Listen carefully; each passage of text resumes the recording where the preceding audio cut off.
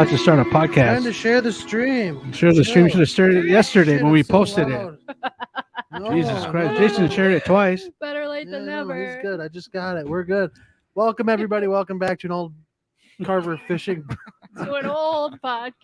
Welcome to this new podcast, Old Carver Fishing Podcast. I'm your one of your four hosts, Luke. And today, we are in studio here in Carver, Minnesota at Old Carver Bait and Tackle Shop here. Let me tell you, grand opening for Catfish this Saturday. This Saturday. Holy cow. 10 a.m. Came quick. 10 a.m. this Saturday, we'll be having the grand opening here in Carver, Minnesota. If you need to get any flicker shads, guys, we got every color made in the world. I'm looking at them right now. It's pretty impressive. I'm gonna have to get on them before Yeah. everybody else. Who's That's what I'm chewing in the saying. mic? Not me. Idiot over here. But I was waiting for him to notice. I do it so Trying to much get- I don't Trying to notice. get it back to him. Grand opening this Saturday. That's just to start it off. So make sure if you guys want to come in, catfish, a lot of catfish stuff. We got over 100 rods in stock. A lot of brand new reels in stock. We got a lot of terminal tackle, line, you name it. We got it for catfishing. We got a lot of plastics for walleye too. So a lot of hard baits as well. It's a small store, but we got a lot to offer here. A little bit of everything. Other than that, I'm Luke Henches, formerly Northwoods Angling, formerly Fish on Luke, now Rods and Reloads. And Too much. Tara next to me. Too much. That is Tara Fishing, formerly Tara Fishing, now Rods and Reloads. That's our brand new YouTube channel. I just got to promote it when I can. We What's haven't it- put a video out yet. What's it but called again? Rods and Reloads. You know Rods what- and Reloads. Yeah, here we go. Oh.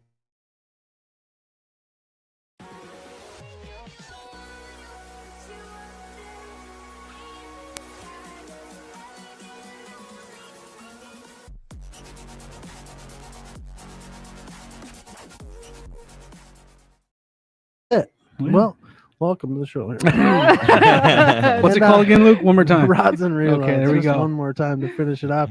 And across from Tara, we got Scott Goodyman, Baffin Pro Staffer, Old Carver Fishing Pro Staff. What? Norfin. Whatever. Norfin. Norfin, Baffin. Same, No. same, No, it's Butchered it. not. but different. Same but It's a different. good thing we got no sponsors. Next from him, the good-looking fellow with all the gray hair and his beard, I'm a silver fox. Chewy Godinez Jr. Silver fox. He is the co-owner here. Silver Can I do the intro here, you guys? Holy shit! What the hell's going on today? Got the This is giggles. cookies. You should We have brought got all the sugar. Chewy is the co-owner of Old Carver Fishing. Old Carver Fishing Bait and Tackle. He said it wrong. Stoked. He said it wrong. Would you quit talking? Stoked Custom Baits. Me and my pajamas.com. What else do you own? I can't say it anymore because you got mad at me last Right. time. Say the name of the beach up again. Old Carver Bait and Tackle. Oh. Oh, That's all you said the it first right. time. What? You said fishing. Don't That worry about triggered what I you. say. I'm the one that I ain't convinced worried him to about it. change the damn name of the I ain't bait worried shop. There you go. You wanted more TikToks. You got some right there. I guess. Oh, man. Anyways, we got a great show today, guys. It is coming into the season of walleye fishing. And I thought, who could we get on for some walleye? I couldn't think of anyone better than the man himself, Jason Durham of Go Fish Guide Service out of Nevis, Minnesota. I grew up right next to Nevis, obviously. Obviously. You can add Jason in here. I was afraid to. Me and Jason Drew. have welcome to the podcast. Hey, thanks. What was the name of your new podcast? Reels and Redos? Is that what it was? Something No, like we don't that. have a podcast. It's just a YouTube. Oh, I mean the YouTubes. You know, Yeah, we'll if I say it want- again. It's Rods and Rods Reloads. and Reloads. Oh yeah. Here, Yeah, let me yeah, write yeah, that yeah, down. yeah. It's pretty Okay, I catchy. got Write it. it down. I got it. Write that one I down. actually don't have a Right. pen or paper, but people can't tell that, so I faked it really well. But no, I said people, we kind of grew up right by each other. hmm I remember when I used to play when I was in varsity tennis in like 8th grade. I remember this fancy guy with this. Did you used to have a yellow truck? Never Well, someone had this Never. fancy Crestliner boat back when I was younger. with a yellow truck. I don't know if it was yellow. It was 20 years ago. Yeah, I had a tan truck. It might have been. But I'd always see this decked out Crestliner. And I figured it was you after all those years, but it might not have been. I don't know. There's Maybe. a pretty good chance. I mean, I've been with that company now for 20 years, so Well, that would make sense. That's impressive. and I love it. It's a company that's been operating for over 75 years. A lot of people don't realize it.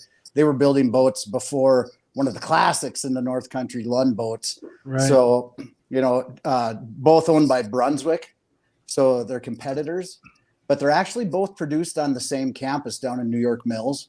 Yep. So it's kind of unique in that they share territory, but they're still competitors. So there's some give and take there, but people have the misconception that one day Lund boats come down the line and they rivet the boats, and then the next day Crestliners come down the line and they weld them, and that's not true. They have two separate lines. The advantage is that you've got engineers for Lund, you've got engineers for Crestliner, and then you've got Brunswick engineers. So it's like having the A team come to the table and bring their ideas together. So a lot of really good things happening there for sure. That's cool. I didn't know they were on the same factory. And there's a lot of people from this area that work down there in New York Mills, because it's not very far from my house. It's less than an hour.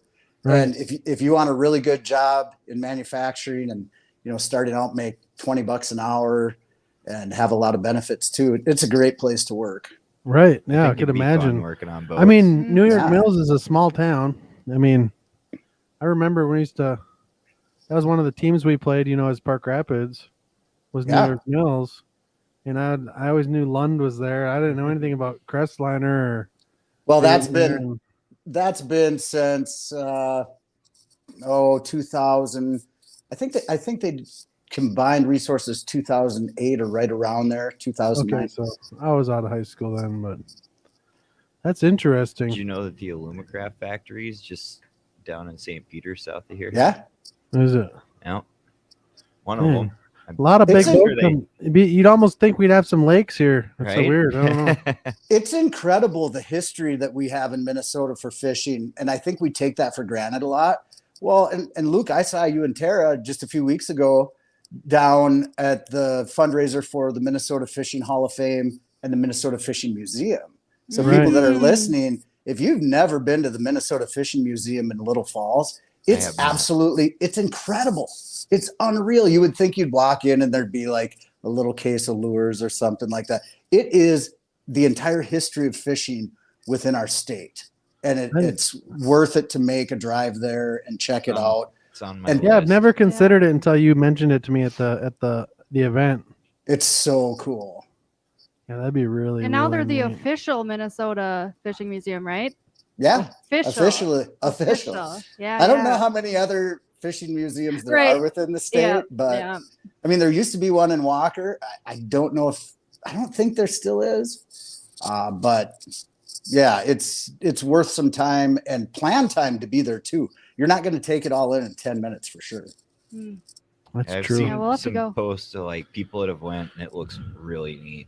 Huh, we'll definitely have to check that out. Yeah. Maybe on our way, if we go up north to Park Rapids, we'll stop there and check it out on the way that'd through. Be fun. We have tickets from the fundraiser. Yeah, so. we do have free tickets from that thing, so that's perfect. Yep. Jason tried to pawn his off on me too. Well, just because you can't go 8 times. I visit there one time a year, and it's for the Night with the Pros event. So we meet at the museum, so I get to see it. And I had a couple extra tickets that if anybody's looking for a pair of tickets to go there, hey, I'd be happy. I'd be happy to mail them. There you go. If you want to go to the Fishing Hall of Fame in Little Falls, get a hold of Jason. Yeah.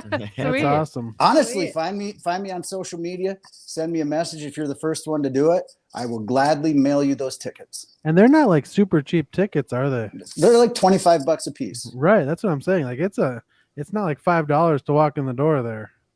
Right. It actually costs money to get in. real money, not Canadian. Right. No Canadian monetary. You know what I'm trying to say. Currency. It's been a long day. I'll just say that. Anyways, I wanted to get you and talk to you a little bit about walleye, and that's one thing on spring walleye, even up in the area where you're at when you guide out of. It's been so long since I've fished walleye there in the spring. I don't really even remember what I used to do to catch walleye in the spring, which is weird because I'm still trying to figure I did out it my depending on the whole day, life so. growing up there, and I still like you do stop doing something for so long. You're like, gosh, when is that water temp, and when am I going out there? But on the river, I know when to go because I do it every year now. But maybe get in. Let's talk a little bit about your guide service. How long you've been guiding, where you guide out of, and what you target on your Sure. guided trips, and kind of get that out of the way, and then we can get into the walleye specific stuff. Yeah, so like Luke said, I grew up in Nevis, Minnesota, the metropolis of Nevis, Minnesota, home of the world's largest concrete tiger muskie statue. Oh, And Yep. Facts. it's a big thing. It's an icon in the town. I started guiding there when I was 15. So that was, I think I'm in year 32 now.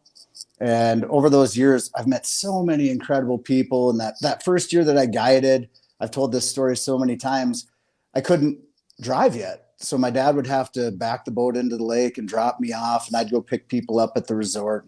He just picked me up at the end of the day. And obviously, when I first started out, it wasn't like I was guiding every day by any means. But now I do. 32 years later, in the summer, it's very rare that I get a day off. But people ask, like, where do you guide out of? Do you guide out of a bait shop, or do you guide on a certain lake? Well, within this area, we've got, within a 10-mile radius, 100 lakes. And with a 25-mile radius, 400 lakes. So if you picked one resort, you're going to be eliminating a lot of your clientele because it's just so diverse. And our lakes are small. You know, in the immediate area, our biggest lake is about 2,000 acres, a little over 2,000 acres. So small bodies of water. And you were talking about the boat, Luke. I run a huge boat. I run Crestliner Authority, a 2250, which is an inch under 23 feet with a 400 horse on it. It's designed for Great Lakes salmon fishing. Yeah. It's a Great Lakes boat. But the reason I do it is I can put a lot of guests in there, and everybody's safe. It's comfortable. It's just solid on the water. And I catch some flack for it. Sometimes I'll be putting it into like a 350 acre lake. And I remember the one woman at the dock that commented, and she said, is that 400 horse really necessary for this lake? And I wanted to say, like, oh, well, in my fleet of boats, I didn't have my small lake boat. Right. It's not like, Gosh. it's not like your shoe closet where you have a different pair for every occasion. Right. But people also ask me a lot, like, are there a lot of lakes up there that you can't launch that boat in? And I'll tell you, I haven't found one yet. So it's just got a really low draft on it. But then I went off to college. I got an undergrad from the University of North Dakota and in elementary education. And then I also got a master's degree right after that. And I teach back in Nevis. So my classroom's actually 2 blocks from my childhood home. So I'm a lifer. I'm going to be there forever. I graduated from that school. My commitment to that institution runs very, very deep. So, and the biggest thing for me is I love the area so much. I tell people all the time, we operate on vacation time, 365 days a year. And what I mean by that is everything moves a little bit slower. I mean, you measure your miles in minutes because you drive 60 everywhere. It's so true. You know, we've got 3 stoplights between how many towns, and it's a great place to live. One thing I always tell people is we don't have angry horns here. Okay, like if you're down in the metro area, you hear a horn, it's like, wah, somebody's mad. Here it's meep, meep, because you're saying hi to somebody as they're mowing their lawn. That's it. Right. You never hear an angry horn. And so you're 32 years, you're a Tiger for life. Tiger for life. Nevis Tigers, go Tiger. So interesting backstory. I was talking about the world's largest tiger muskie statue. Years ago, we actually used to be the Nevis Tiger Muskies. We're But the reason- gonna pull up Yeah. a picture of it here for you guys so everyone can see what we're talking about. There. Oh it is. yeah, that's Oh, yep. wow. I That have is large. I have spent a lot of summer days in the mouth of that fish. Now there's a keep out sign there. Probably because it- you were in there all the time. It used to have sharp teeth too, but they rounded them off just for safety purposes. Oh, Um, yeah. But yeah, at our school, we used to be the Tiger Muskies. They shortened up the name primarily to save money because well, and they couldn't effectively fit it across a jersey. Right. So they shortened it to tiger. So our school colors are green and gold.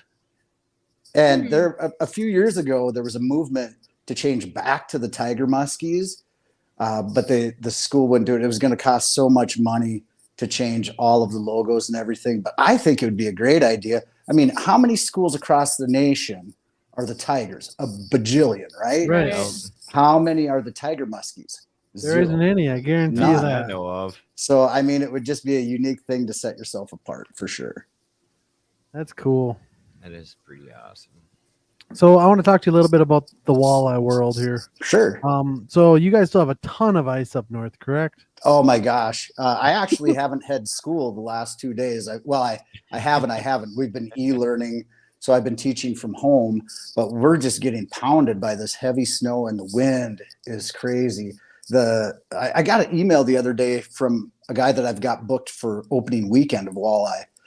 And he said, you know, where are we going to be going? Like, we'll go to any lake. What lake are we going to head to? And I said, I'm not sure. Like, at this point, I'm starting to have some concern about what lakes we'll actually be able to go to. I mean, this is late. The advantage we have right now, we don't have as much ice as we did back in 2013. We were kind of at the same point, but we had like 30 some inches of ice. We don't have that much this year, but we have a lot more snow. And that ice can't melt until the snow does. And Right. I mean, we're not making a dent in this at all. We're No. getting more snow. Well, it was like So- 9 degrees down here just a Yeah. couple of mornings ago, you know, before all this Mhm. came back in. It's, And now 70s next week. yeah. That I heard you guys are going to get like gorgeous spring weather.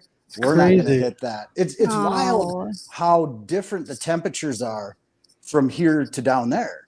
And It you is. would go, you know, it can't be that much. You're in the same state. No, it's like we're usually like 2 weeks behind you in terms of open water and water temps and things like that. Yeah, it doesn't take much really to like you can go 5 hours south of here toward Kansas City and they don't even have enough. They It's don't like- get snow that holds there all winter. Yeah.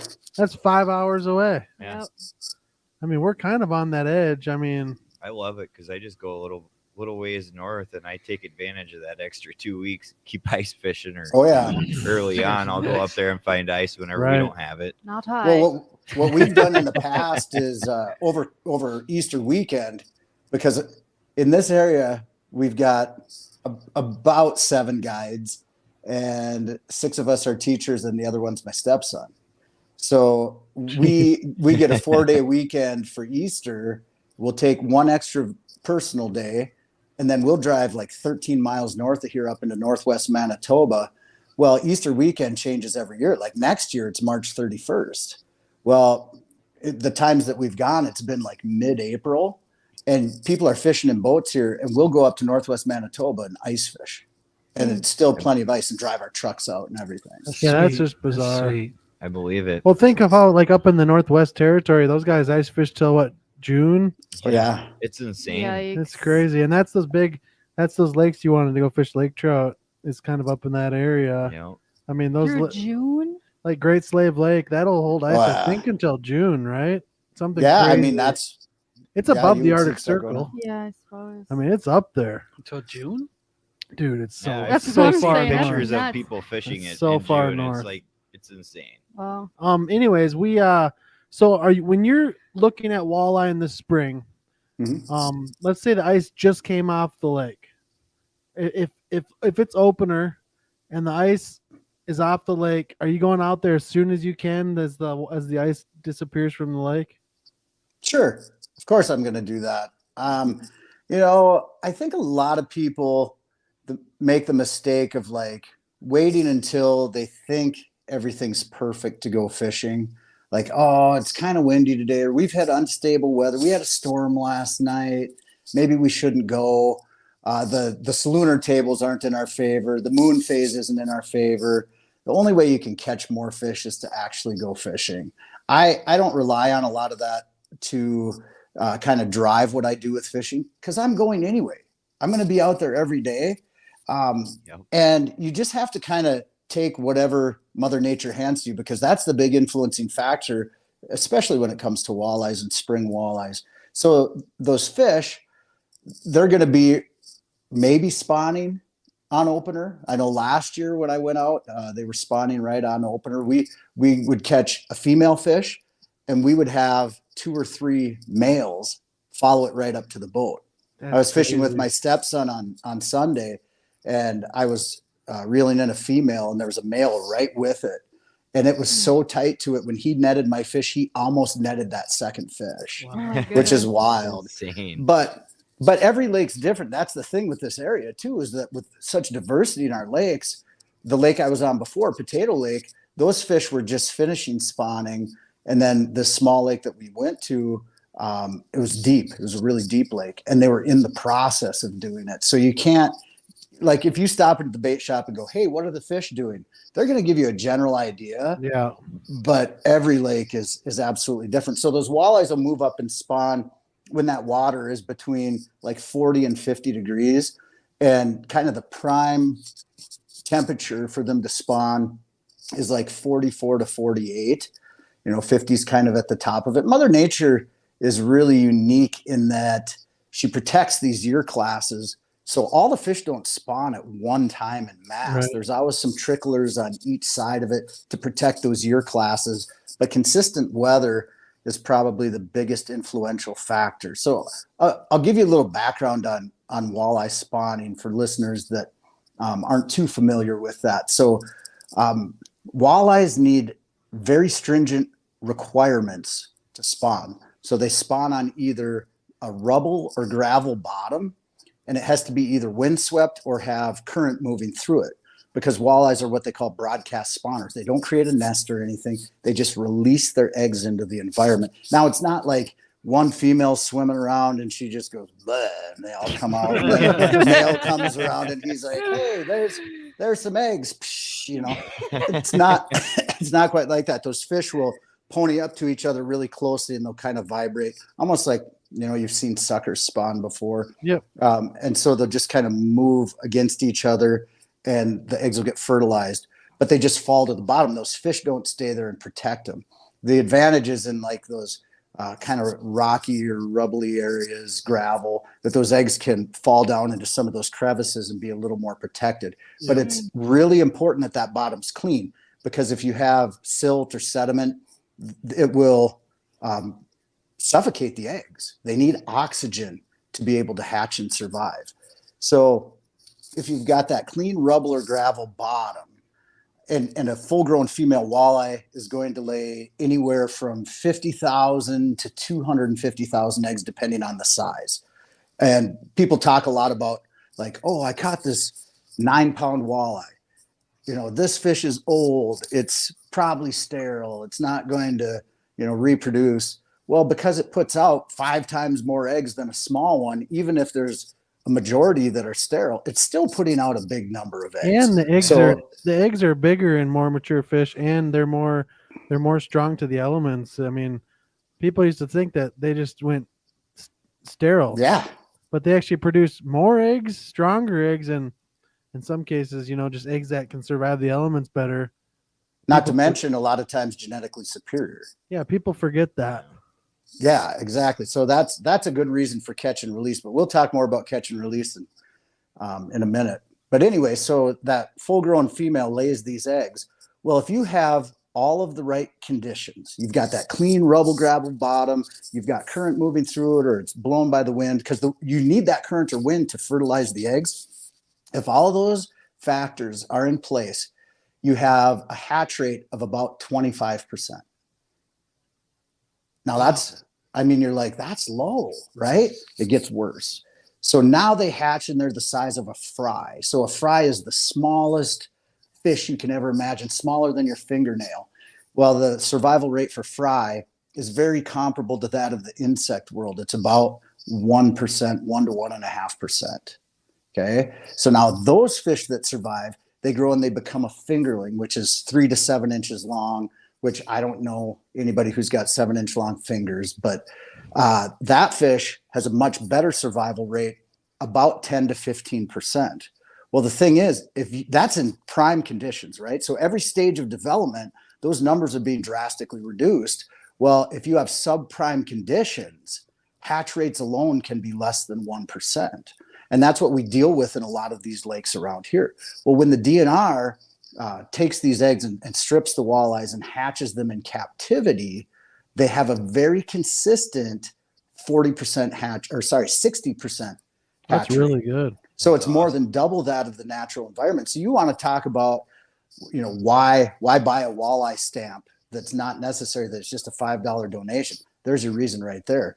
A lot of our lakes in our area do not self-sustain. We've got very, very few that do. So stocking is really important. But in the same breath, it's not like they're trout ponds at the local sports show. You don't just see them swimming around everywhere. Right. You still have natural predation when they stock these fry and fingerlings.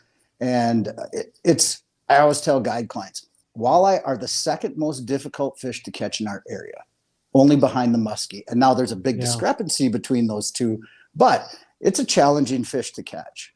Yeah, it is. Amen. It's not easy. No. I mean, there's They're not my places. strong suit. Me neither. There's places you can go where it's easier. I mean, the bigger the body of water, the larger the population of walleye. So you go to places like obviously Upper Red Lake, Lake of the Woods, Devil's Lake, Sakakawea. Those are going to be prime areas to go if you want to catch limits of walleyes. The advantage that we have here is that you have an opportunity to catch the biggest walleye of your life on any lake around. But we rarely talk about limits. Okay, it's pretty rare that I would take out, for instance, 3 clients and we would keep 18 fish. Those are days that are anomalies for sure. I always tell guests, if we catch a handful of walleyes, we've had a pretty average day. But we also get a lot of other fish, a lot of auxiliary fish. If you come here and fish for walleyes, you're going to catch largemouth, smallmouth, northern pike, rock bass, bluegills, crappies, perch, bullheads, you name it. So you get a lot of bites, you get a lot of action. And I'll tell you this, after 30 some years of guiding, is that people come and say, we want to go and catch walleyes. When they set the hook on a fish, it doesn't matter what it is. If you get a bend in the rod, it's a good time. Yeah, it's all about That thumb. just feeling them and fighting them is everything. I don't care what it is. I like catching suckers. I like catching carp. I like catching everything. Dude, carp fishing is so fun. It's so Yeah. underrated. Yep. I totally agree. Like we always It's, say, the tug is the drug. Hey. So true. To That me, is so carp true. is like the best to me. Yeah, he's a big carp fan. Chewy is. Yeah. And he's tried to dabble a little bit in bass fishing. He couldn't really figure it out, but Oh. Hey, I like bass too, and that's one thing that the listener should know too, is that even though we're talking about walleye, I'm not like it's not like I only fish walleyes. I fish everything that swims, and you come up for a trip, we're gonna chase, like I say, all of those other fish too. You want to come up and catch some crazy smallmouth? Yeah, absolutely. Let's do it. I do a lot of smallmouth trips and pike, big pike. That's always fun. And of course, some of those musky trips too. Love doing that. So just a lot of diversity. I want to hammer you on one more thing, Jason. Yeah. So post spawn, Mm-hmm. if people know their walleye in the water, body water, specifically a lake that they're fishing, post spawn, they know the spawning's over. The water's, 55 degrees. They're probably done. How would you, Jason Durham, take your clients out to catch some walleye? So the biggest thing is if you understand those areas where they're spawning, they're not going to be far from there. So the progression usually goes that they spawn up in shallow water. And early season, most anglers make the mistake of fishing memories and fishing way too deep. I mean, those fish are coming up in 3 to at the deepest, 10 feet of water. And then you have anglers that are out, we'll try it on the break line here in 18. We caught them in 18 in the fall. Well, it's a total different time of year. So don't be afraid to get up into super skinny water. And then as they finish that spawn and the water does start to warm, they will move out into those kind of primary drop-offs. And when I'm saying primary drop-off, I'm talking about where the water goes from shallow to gradually deeper, sometimes a sharper break there. Yep. It's the first drop off. So it's all shoreline stuff for the most part. Do we catch fish on the humps, right after the spawn? Sometimes, but you're going to have a lot more success if you concentrate on those shoreline areas, especially that are adjacent to, rubble or gravel, flats, big sprawling flats are good areas. And then if there's access to deeper water nearby that, 25, 30 feet of water, if that's fairly close by, that's good. So then the big thing is, how are you going to catch them? Like, what are you going to use for bait? Well, as a guide, we do use a lot of live bait, but I love throwing artificials in the spring too, because you have a high percentage chance of getting those shallow fish to react really easily. But I said it the other day, there's a guy that bought my boat 2 years ago on Lake Erie, and he's going to do his first guide trip this coming week. He got his captain's license and super excited about this. And he was asking me for some advice. And the one thing I said is, there are a lot of people that can catch fish better than you or I can, but you actually have to be able to have somebody else catch the fish. And that's a total different challenge, because you might be on a bite that is just absolutely outstanding, but because of the limitations of the people that you've got on board, makes it a real challenge. So sometimes casting those baits even makes it harder, being able to detect a bite. So we do a lot of, jigging a minnow is pretty hard to beat in the spring for the most part, but diversify. Have some other tricks in your toolbox. Yeah. We throw a lot of swim baits, soft plastic swim baits, and that's a pretty easy bait for a client to use. And I love, and this is the best part, that it has a single hook.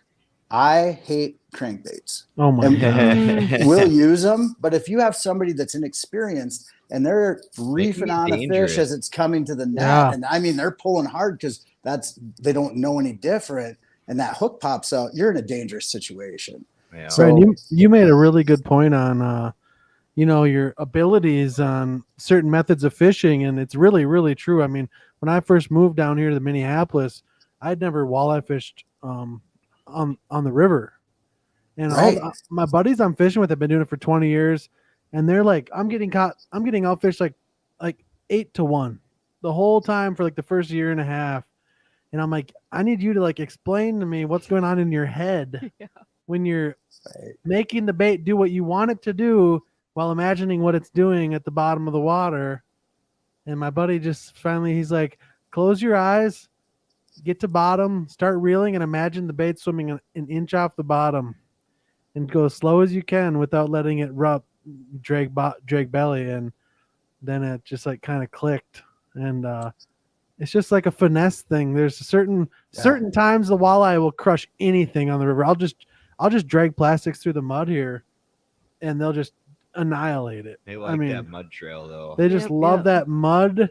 And then right where it transitions to the little sandy stuff in the spring, there's usually like a little break there. And right when it gets out of when you're reeling in this mud, Jason, this isn't normal mud. This is sticky. When you cast into it, you need to really rip on the jig to get it out of the mud. Yeah, it's sticky mud. And it's sticking when you're dragging the baits, when I'm dragging plastics.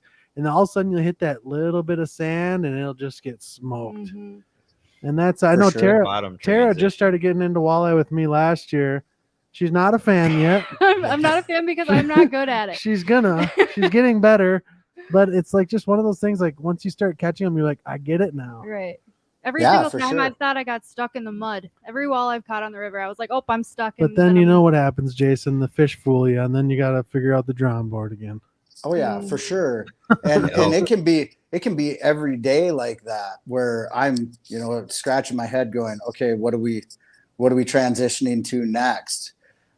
So I was talking a little bit about fishing a jig and a minnow and the limitations of clients. Well, even if we're just pitching out jigs, if you're in one of those rocky or gravel areas, you can get those jigs hung up pretty easily. And all of a sudden now, your overhead starts to increase quite a bit as you're breaking off jigs in the rocks, or conversely having to go up and retrieve them, because then you're disrupting that shallow water too.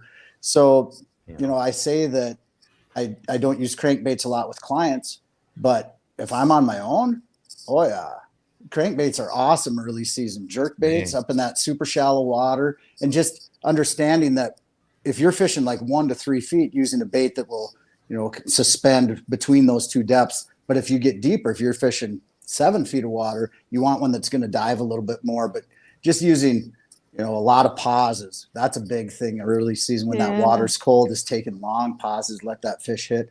And then just like a traditional shad wrap, or right behind you on the wall, the flicker shads, which, by the way, from a distance, when you read that package, right there. When you read that package from a distance, it does not look like it says flicker shad. I'll tell you that. Oh my god. Mhm. I will never see it the same way again. I know. I know. Oh no. Oh, So, weird. Yeah, you. I just saw. Oh. Forgot no. about Scotty's little poster out there. No. But Good thing yeah, he's done. those baits are great. The problem is they're not necessarily easy to cast because they're light, and you know, sometimes they catch a wind. But I would still do it for sure, because trolling up in that shallow water, you're causing a lot of disruption. If you do any trolling at all, it should be fairly slow in the spring and long line. Get so much line out there, longer than you would ever think that you would need. But the other thing is, people talk about minnows so much in the spring, but up in this area, we catch a lot of walleyes on leeches. We catch a lot of walleyes on night crawlers. And some people go, oh, you don't use night crawlers until July. Well, we just caught this limit of walleyes on night crawlers on opener. So, I mean, a lot of times those fish up in that shallow water are hungry and they want to eat. But, you know, every day is different. Having consistency in the weather is a big thing in the spring. That weather can disrupt things really quick. But even like using a slip bobber, there is nothing that says you can't use a slip bobber in the spring. I would highly recommend that.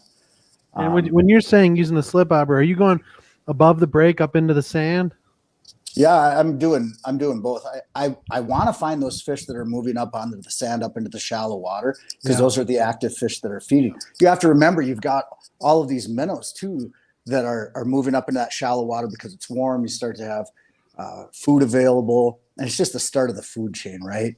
So when the shiners spawn, oh my gosh, lights out. That's a really great time to get up into really skinny water.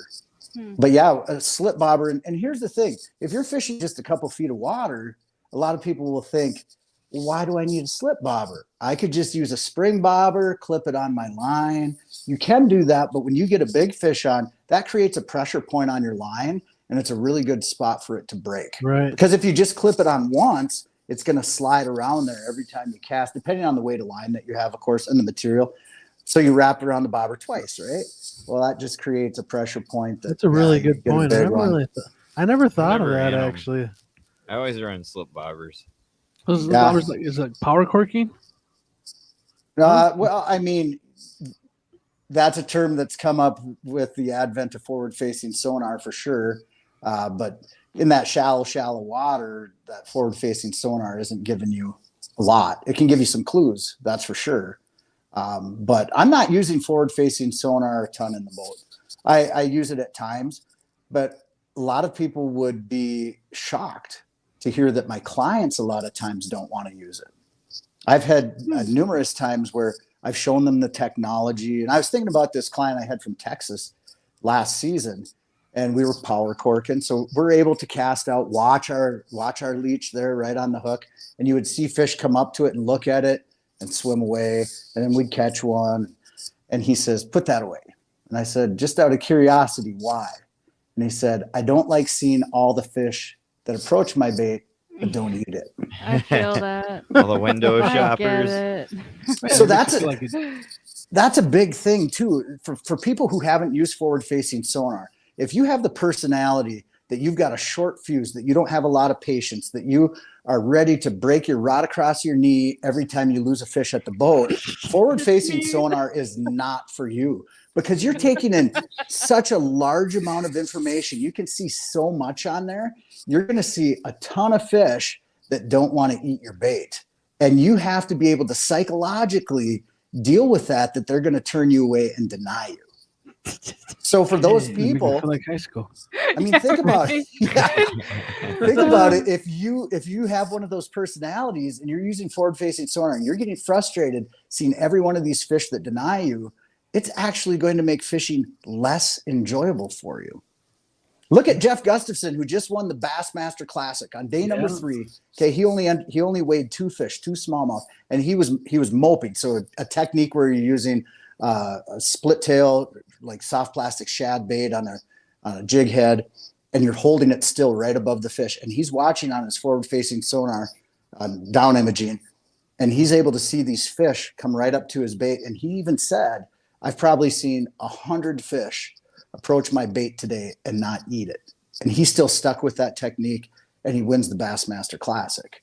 So you have to have an incredible amount of patience to be able to put up with that frustration, right? That's where it's advantageous to me being a kindergarten teacher. Go ahead. I don't have a lack of patience. Yeah. So we have Erica Bludgeon. Oh, Did I yeah. say her last name right? Hey, Erica. Remember He knows Erica Bludgeon. well. I mean, Yeah. we're on the same table. So Yeah.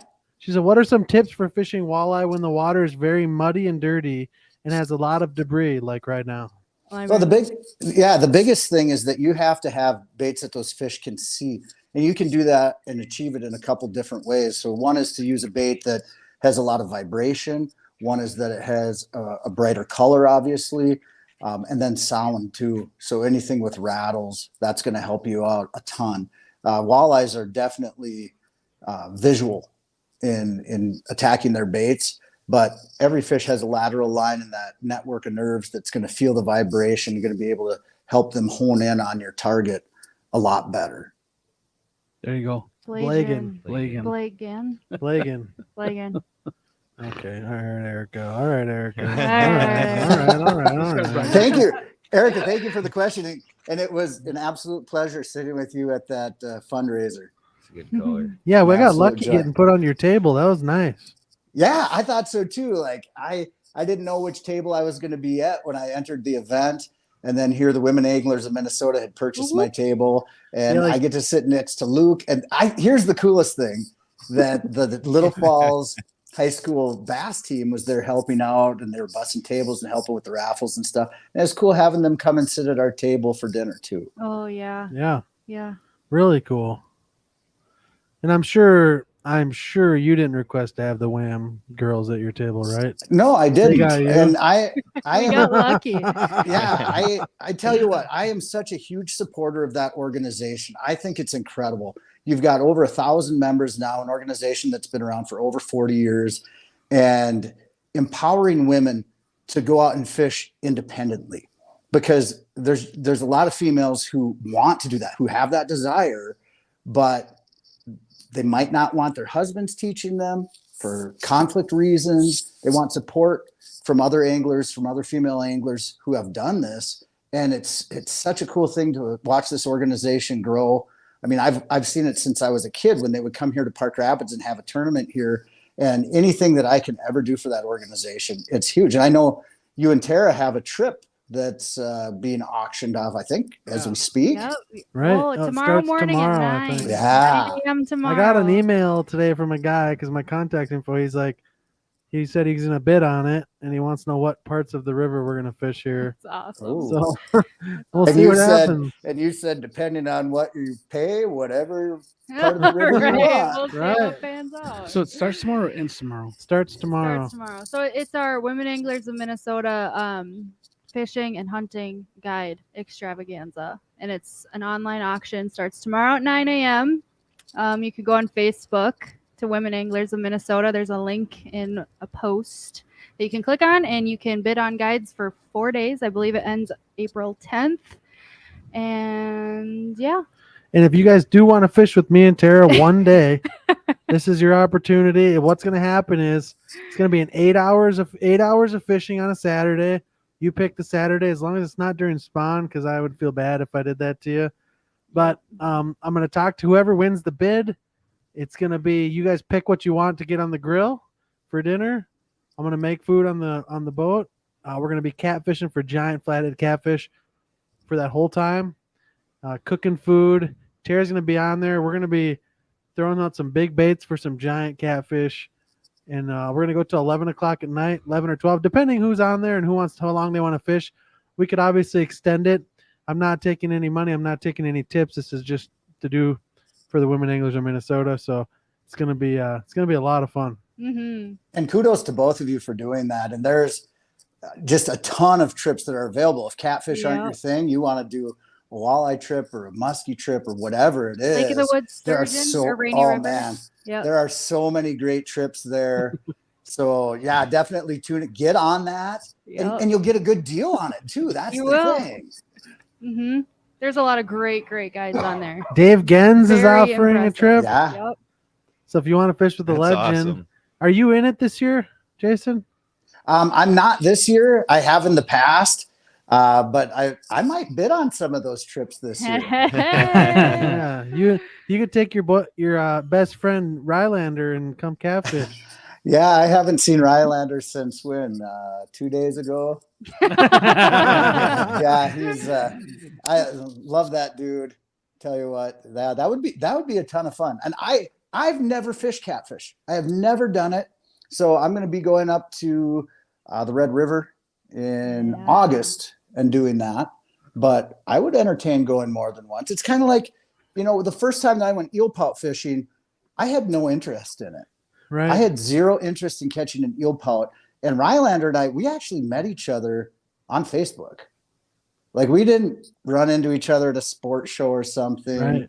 He reached out and we just started chatting and he said, let's go eel pout fishing. I was like, I don't really want to. And then he finally convinced me. I almost felt obligated to go. And I went and we just had such an awesome time. And now I've been addicted to it ever since. So the problem is going catfishing for the first time. And we were talking, like, if it pulls on the rod, it's fun. There's a good chance that I'm going to go down that road too. Right. And then it's like, well, now I got to buy all this stuff. Yeah. So one thing you're going to realize, what you should realize is, so you're going to go to the Red, you're going to fish channel cats. You're going to throw cut bait and fish the bottom. Yep. If you come fish the river with me, we're throwing 10-inch live bait. We're throwing big live baits. And when the fish hit those live baits, when you're catfishing, it will literally shake the entire boat. Yep. It's a completely different game than channel cats, which I love channel cat fishing. I love the Red River. But the whole flathead game using big live baits until you get a bait thump where your whole boat shakes and your clicker goes zzz, and the whole boat's just shaking. You're like, holy shit. Yep. That just Yeah. got inhaled. The best. Yeah. So you're really pumping up my bid right now, just so you know. It's fun, man, especially if you can come in the pre-spawn. Respawn. Pre-spawn it's not the big thumps like you get. You can get some good thumps end of pre-spawn, but the way the fish They're are moving. so Yeah. catfish, they move a lot more pre-spawn. They're moving a lot, like 10 times more than they normally do. And you can kind of sit on current seams and catch these big flatheads. And it's not like the same bite as like summer bite where they all of a sudden your whole boat will shake and explode. But spring or summer, like midsummer, is going to be the time to do it. Oh I think. yeah. I do have a question for you, though. I saw a post the other day. You're promoting this. It looked like an artificial lure that you're using for catfish. It was something it was like this long and looked torpedo shaped. Oh, Oh, it's demon a dragon. spook, but Yeah. there's no hooks on it. Yeah. And we use it as a bait float. So your line will be going down into the water, and your float's going to be just like lifting up your bait because you have about 1.5 feet leader, and the float sits right in the middle of your leader. It's weaved on there, and you can just slide it up and down so there's not a pinch point on it. Yep. And that'll just lift that bait up out of the mud and off the bottom just that tiny bit to put it in that strike zone. So And, that's First I mean, that's the same thing that you do or you can do for walleyes. I mean, you can use floats. My dad, growing up, all he used was a Phelps floater, which is at that time it was a company out of Bemidji, and it was a hook that had foam around it. And I mean, it looked just like what you're using, but it was attached to the hook. And with the same philosophy that you were suspending it off at the bottom so those fish could find it easier. Yeah, and I think I put three flatheads over 40 pounds in my boat last year. Damn. And All of them, or yeah. at least 2 of them, were on those floats. So, and cut bait, not live bait. Yeah, that was Cool. So which is even last so year. it Was strange. It was a weird year because water was really low, oxygen levels were super, super low. So those big flatheads, instead of being in the slower seams, they're out in the middle of the river, on the structure in the middle of the river where there's a little more oxygen. Yep. So Cool. Sagi's question. Can you use the same techniques for rivers and lakes, or mostly river? Well, I mean, like, let's say you can use a jig and a minnow in rivers.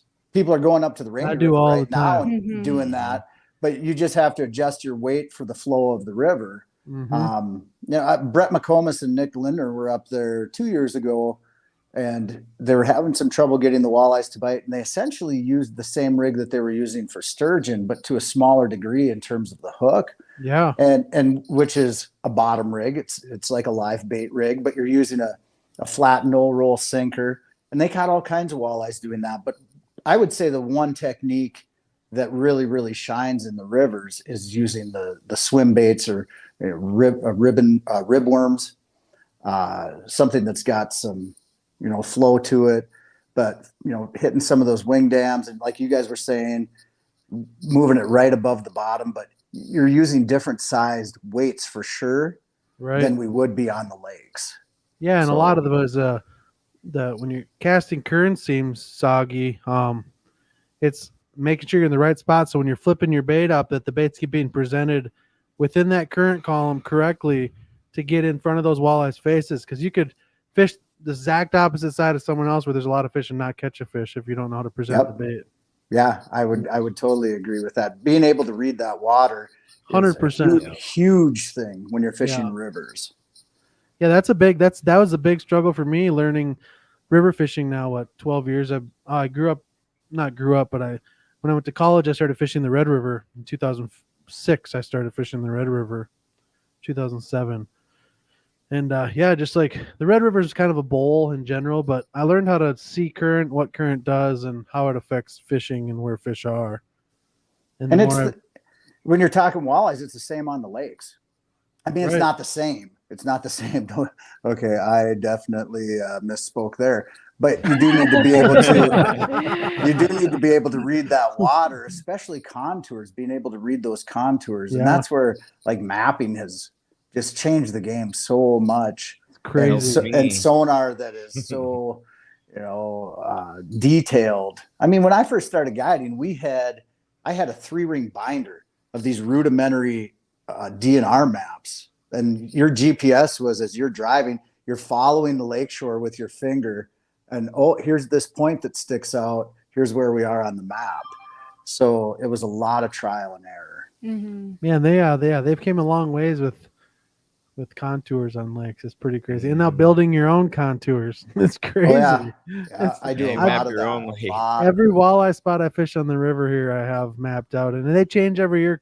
Levels change. But in general, most of the time, it's still similar.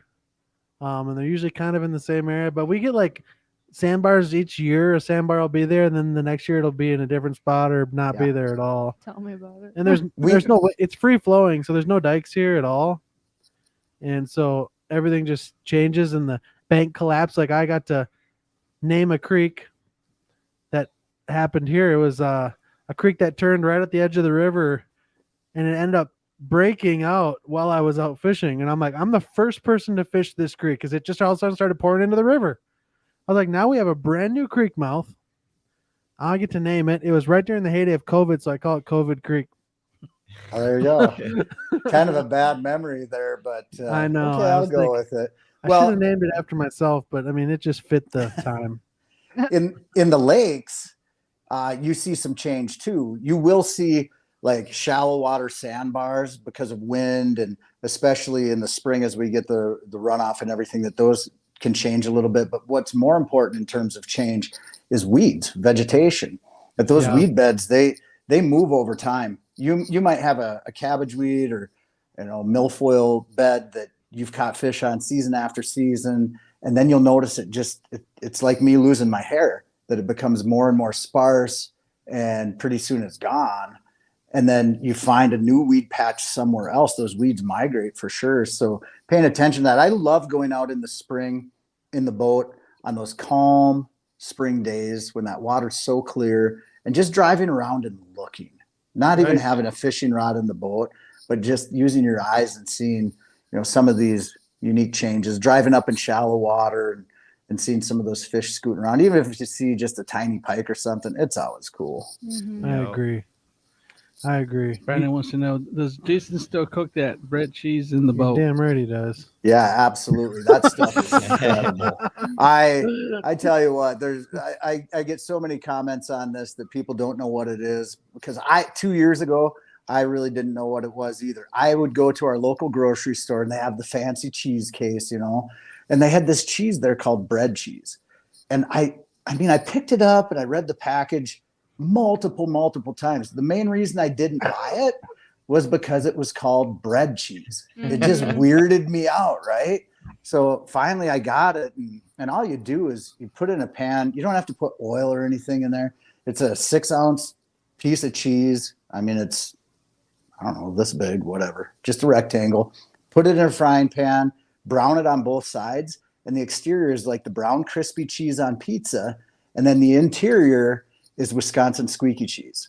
So it's all melty and everything. You can cut it into strips beforehand so you can brown all the sides on it. And here's a little tip for you.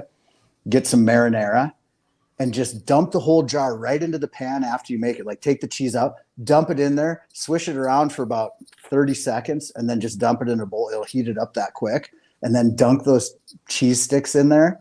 Oh my gosh, it's so good. It's like having a breaded cheese stick with no bread. So I've never had it. Awesome. I've heard a lot about your cheese bread or bread cheese. I cook it in the boat all the time, and sometimes out on on the ice as well.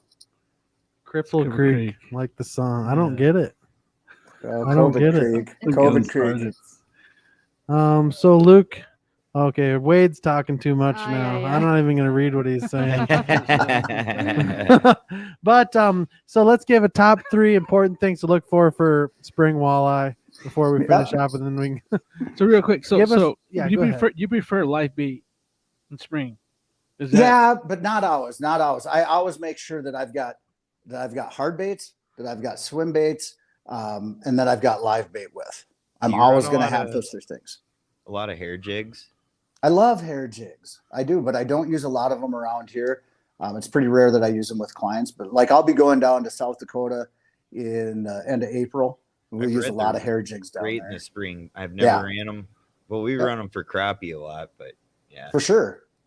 Yeah. So the biggest thing with hair jigs is understanding how the different materials work in the water. Right. Like if you have an actual bucktail, that is going to stay more rigid, and it's going to kind of retain the shape that it has on land. It's going to retain that similar shape in the water. But if you're using marabou, you look at marabou and you go, oh, it's this puffball like a rabbit's tail. It's going to look like that in the water. It doesn't. It all clings together, but it works because, like, if you want to emulate a leech, oh, that's killer. Yeah, zonker would definitely. Well, rabbit, zonker would definitely imitate a leech like beautifully. And I tie a lot of my own hair jigs and marabou jigs, especially for smallmouth. And I've incorporated rabbit into that before too. VMC's got a jig right now that has a rabbit fur tail on it. I think I've seen those. Huh. So would you think number 1 would be don't be scared to fish shallow? Yeah, don't be scared to fish shallow. Definitely get out of the mindset of fishing memories. Variety of baits. Get out of the mindset of fishing memories. And I make long casts. If you're going to throw a jerk bait or anything, move the boat out more and just make those super long casts. Send it. Whip it out there a long ways. And the advantage to using like jerk baits and crank baits, you can cover so much water. If you're pitching a jig, you're not covering as much water with it. But like when I'm using the soft plastic swim baits too, like I love paddle tails for that. I'm using as heavy of a jig as I can get away with. Yep. So it depends on the mood of the fish. You want a lighter jig if those fish are kind of negative, because you don't want to be able to move it as fast. But there's times when I'll get up to like a 3/8 or even 1/2 ounce jig, and I'm burning that thing pretty fast to get those reaction strikes. And then the other thing is in the spring is don't worry about the whole like low light, go early in the morning, late at night. I mean, that's obviously effective, but fish all day. I mean, if you want to catch more fish, put more time on the water. And we catch lots of fish midday. It doesn't matter the time of year. Even midsummer when people go, oh, those walleyes, they won't bite in the middle of the day. We catch more walleyes in the middle of the day than you'd ever That's our imagine. best, me and Tara's Yeah. best like walleye that. fishing last year up in Park Rapids on BS was during the middle of the day. And it was wavy. It was sunny. It wasn't like dead. No, it was dead calm when she It caught was her dead nice one. calm, and we weren't that deep. We were off of a hump, maybe like 14 feet. Yeah, 14 to 18 feet. And I just saw like with a leech. 4 big marks together. I'm like, those are definitely walleyes. And she dropped down and hammered it middle of the day right away. You could probably see him if we would have paid attention more. Over the last 2 seasons, if I was going to tell somebody, because when I book guide trips, we do a morning trip, an afternoon trip, and an evening trip. And everybody books the mornings and the evenings right away. So then I'll have an afternoon open and people will say like, wow, does anybody ever catch anything in the afternoon? Over the last 2 seasons, that has been the best time period to go. Yeah, Cool. people, you can't catch fish on the couch. That's number one. Yep. I mean, you got to put time in, and that's a lot of people don't want to put the time in. Some people Or do. can't. And those are the people that, progress as fishermen, is learning from other people, having an open mind that the fish can always fool you no matter how good you think you are. And get out there and fish. I'll give you one more tip for the listeners. I love this. You want to be able to spend more time on the water? Sell your riding lawnmower and hire the neighbor kid to cut your grass. I'm not even kidding. I mean, it sounds silly, but think about all the time you'll save and how much more time you'll be able to spend out on the water. And by selling your riding lawnmower, you're going to make enough to pay him for a couple years. Yeah, so that's why great. not take advantage of it and give that kid some money to buy some fishing tackle? Makes sense too. That is such a good tip. And that's a great point to end on, is sell your riding lawnmower. Yeah. No, but we do appreciate you coming on. I know we're all excited, and we haven't really had a legit walleye guy on our podcast before, and I couldn't think of anyone better. I've always appreciated you, and I know you've known my dad for a long time. Yeah. And so it's kind of cool having Jason on. I haven't known Jason that long personally, but he's known my dad for a long time. Yeah. So I appreciate you guys having me on too. I mean, when you asked me, Luke, I will tell you honestly, it was an absolute honor. I will never take opportunities like this for granted. So thank you so much for asking me. Well, thanks again. We'll link your Go Fish Guide service. You have a Facebook page. You have a website. Instagram. You have a podcast with Clams Podcast, right? You're in charge of that. Ice Team Podcast. Matt Johnson and I co-host that together. So Nice. we'll leave the information at the bottom of the video when this is done. I'll get that up there. And so if anyone wants to fish with Jason around the Park Rapids area, you guys, he's a blast. He's got a 400 horsepower motor on his boat. We don't drive it that fast. We don't go full throttle. He'll make you fried cheese. Yeah. Cheese bread. And he'll put you on fish. I mean, he can catch anything. And there's all those lakes produce anything you want to catch. So Some great lakes in that area. yeah. Thanks again, Jason. Yeah, Thank you. Jason. Thanks everybody. Thank you. Have a good one. He has a lot of knowledge. Awesome. After hearing that makes me want to walleye fish. So Right? that's how you know. Oh, Wade. thanks, Wade. Never leaving me out. No, but that was a good hour. That was a quick hour. Jason's a really good speaker. Yeah, he Yep. is. Yep. And Jason, you can stick around if you want, and we can talk to you after. But no, me and Tara have watched him speak a couple times now. Well, we've seen him speak once, and then we sat by him at the table. Uh-huh. Anyways, the guy knows a lot. He's got his master's degree in teaching, and it shows. I Yep. mean, Very easy to listen to. Yep. yeah, he's easy to listen to. He's knowledgeable, and he catches fish. And like he said, he fishes every day. He has to figure out fish every single day. Sounds like a In the really summer. rough life. Yeah, it's a beautiful area. I mean, it's God's country up there. Oh yeah. When I it brought is. Tara up there for the first time, she's like, I just can't believe how quiet it is. One of So my- I deer hunt up by Osage Mama. in that That's area. right where we Yeah, are, dude, so- it's beautiful Mom. up there. Oh, My hi, mom? Michelle. Hello my mom said hi from Park Rapids. I forgot to say that in the stream, but hello, mother. I forgot we're still alive. Hi, Crap. Amy. Anyways, Amy. this Saturday, you can go through more comments. This Saturday, guys, 10 o'clock a.m. We have the Grand Catfish opening. walleye opening here at the bait shop. Over 100 rods in stock. So if you want anything catfish related, you come on in, grab it. We'll have it here. We're going to have more weights. Right. What? I want a carpfish with Chewy. There you go. There you go. Carp tournament. There we go. You know Soggy, That would right? be Yeah, Yeah, of course you I know know Soggy. Soggy. And where's the napper? Oh, real quick. So the napper ain't here today. We forgot to mention this. What? Dan. He's talking Dan. about Danny Danny. Two Naps. Danny No, Two two Naps. naps. So Danny isn't here today because today is Billy. Billy Bob. Birthday. Billy Bob's birthday. Oh, we never got to show Jason's. Let's show Jason's photos before we Oh, leave. that's right. Well, he was Shit, sorry, entertaining Jason. You want to come back? Let's get him back in here. Jason, can you come back in?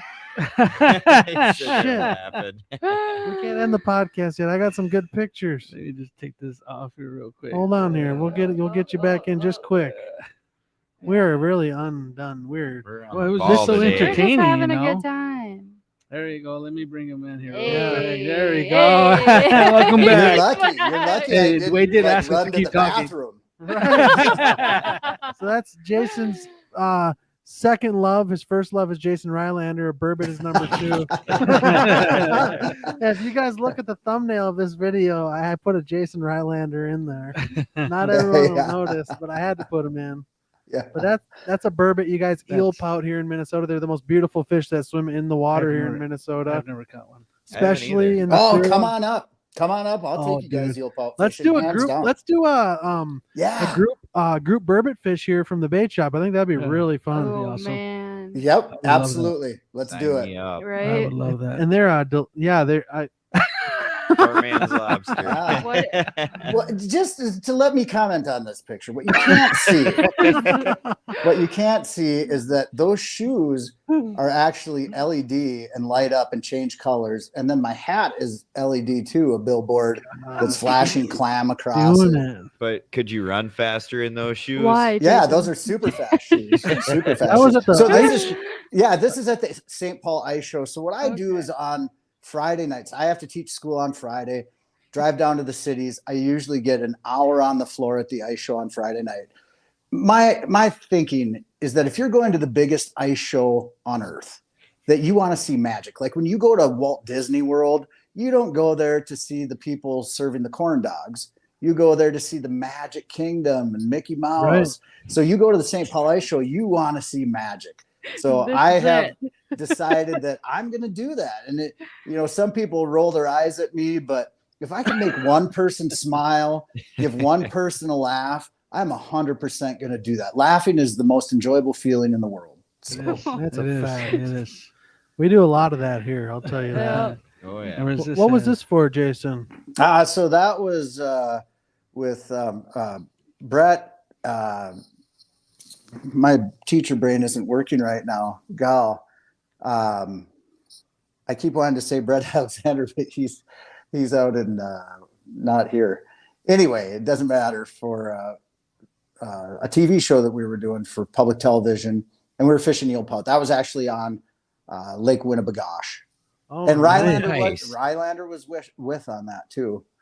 That would be Nice northern. How that'd big be is a that? nice pike.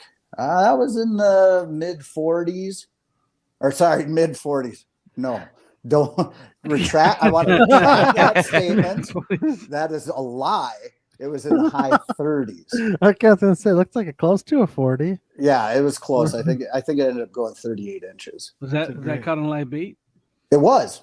Yep. And that was in August. There's a period of time on that particular lake where we just pull live bait rigs with, 4 or 5 inch sucker minnows, and you don't know what you're going to catch. A smallmouth, a walleye, a big northern pike. It really varies. Sometimes a rainbow trout. There, I probably gave away the lake. Where's the Wonder Bread suit? I expected that to be on there when we were talking about the St. Paul Ice Show, so I'm a little disappointed in you, Luke. I it was really quick. I literally was getting them as we were starting the podcast in the intro. That It's was okay. not But that was organized. this Yeah. year. That was this year at the St. Paul Ice Show where I had a full 3-piece suit painted with Wonder Bread colors, a top hat, a cane that was painted Wonder Bread, and I was carrying around a bucket with Wonder Bread candy canes, which I found at Walmart. and there was a Bluetooth speaker attached underneath the bucket that was playing Superstition by Stevie Wonder. I went all out. But wait, what I have to say is wait until this year because it's going to be insane. I actually would have had the outfit for this year, but my guy that's making it, who is a graphic artist for Target, his sewing machine broke. So it's good to know good people. But when you see the outfit next year, December, St. Paul Ice Show, Friday night, somewhere around 7 o'clock. Yep. Yeah, Oh, I can't would. wait for I would that. highly recommend it. It's going to blow your mind. Do the podcast from there. Well, we appreciate think you we once should. again, Yeah. Jason. I'm gonna leave him on. Just go ahead and let's just end it with him. Yeah, we'll just end it with you in here. But yeah, this That's fine. this Saturday, 10 a.m. grand opening here at the bait shop. If you guys want to fish with Jason, we'll put all the information. Go Fish Guide Service out of Nevis, Minnesota. Make sure you guys get a hold of him if you want to get out and have some fun on the water. Thank you again, Jason. Yeah. Thank you. And don't forget to check out that Wham guide auction. That is right. Amen. Tara should have just butted in right there and said, Luke, Yeah. you got to talk about it. The My Wham guide auction. If you want to get on there and fish with some of the most famous guides here in Minnesota, I'm not a guide and I'm not famous, but you can fish with me if you want. I did that one. And Yeah. you get the pretty one next to me in the boat too, and she's gonna be cooking and she'll be cleaning while we're fishing. I'm just kidding. I'm just kidding. No, but it'll be me and Tara, and then 2 people. You get to come with one other person if you win the bid. So Nice. make sure you get on the Wham page and bid on something if you want to go fish with a guide. It'll be fun. Right on. Thank you guys so much for tuning into this Old Yeah. Cover Fishing podcast. We will talk to you later. Yeah. Have a good one. And we'll see you Saturday. Saturday. Yeah. Yeah.